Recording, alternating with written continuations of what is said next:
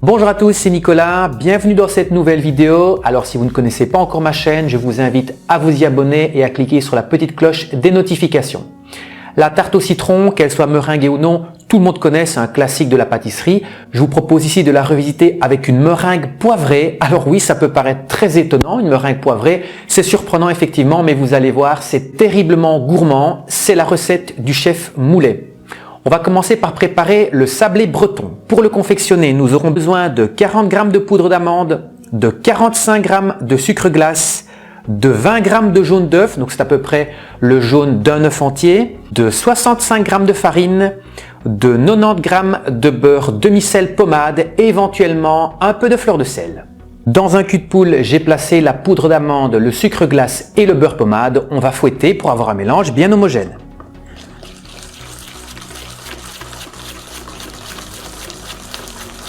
J'incorpore ensuite le jaune d'œuf.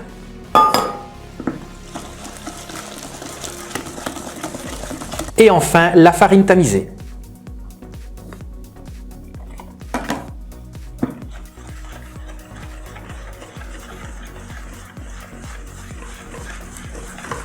Je termine en ajoutant une pincée de fleur de sel.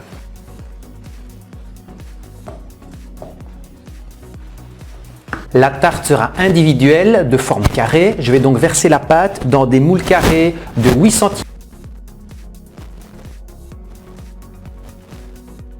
Les tartes vont maintenant partir au four à 170 degrés pendant 15 à 20 minutes. Alors vérifiez toujours la cuisson de vos pâtes en fonction de votre four.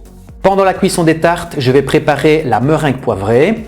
Pour la confectionner, nous aurons besoin de 50 g de blanc d'œuf à température ambiante, de 50 g de sucre semoule, de 40 g de sucre glace et enfin d'une pincée de poivre. La meringue se réalise en montant les blancs en neige et en incorporant le sucre semoule progressivement.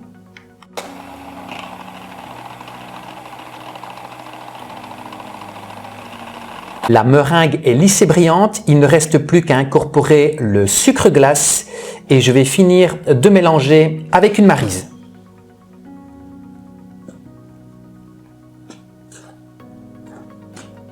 Je vais réaliser des bâtonnets de meringue avec une poche à douille munie d'une douille assez fine. Alors unie ou cannelée, ça c'est vous qui voyez. Tous les bâtonnets n'auront pas forcément la même longueur.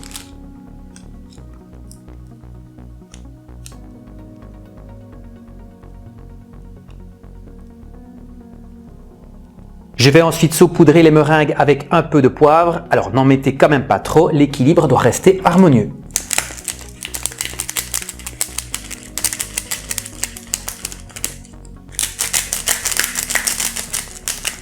Les meringues vont partir au four à basse température, c'est-à-dire à 90 degrés pendant environ 2 heures. Il faut qu'elles sortent du four sèches et bien craquantes. Profitons de la cuisson des meringues pour préparer le crémeux au citron.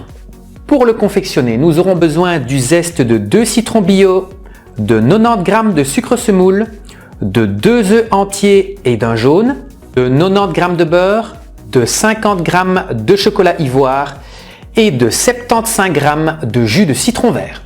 Je vais commencer par faire infuser les zestes de citron à peu près 30 minutes dans le sirop. Les zestes sont légèrement confits, c'est parfait. J'ajoute à présent les œufs entiers et le jaune.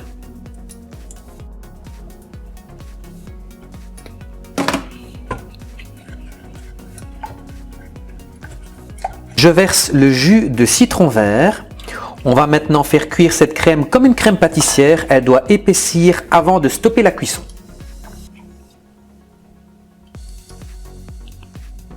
La crème est épaissie, je vais la laisser refroidir légèrement. En dessous de 60 degrés, on pourra ajouter le beurre coupé en morceaux. Voilà, la crème est passée sous les 60 degrés. Je vais ajouter le beurre en morceaux. Et pour avoir une crème bien lisse, je vais mixer avec le mixeur plongeant.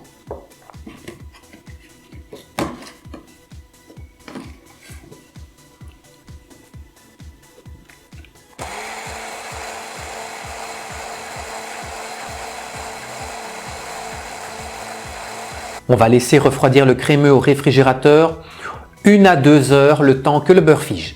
Il est maintenant temps de procéder au montage de la tarte. J'ai démoulé le sablé breton. Allez-y délicatement, c'est extrêmement friable. J'ai d'ailleurs très très légèrement abîmer les coins en le démoulant, donc faites très attention. Je vais disposer des boules de crémeux sur toute la surface du sablé breton.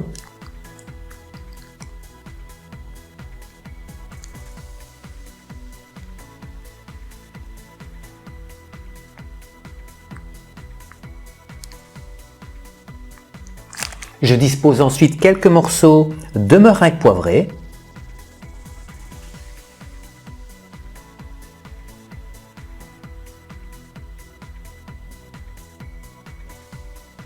Je termine la décoration en ajoutant quelques feuilles de verveine pour apporter un peu de couleur.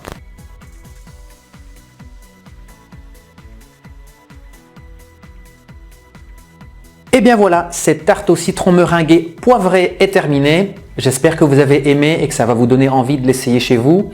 Si vous avez aimé la vidéo, n'oubliez pas de lâcher un petit pouce vers le haut. J'attends également vos commentaires au bas de la description. On se retrouve la semaine prochaine pour une nouvelle recette en vidéo. Bonne semaine à tous!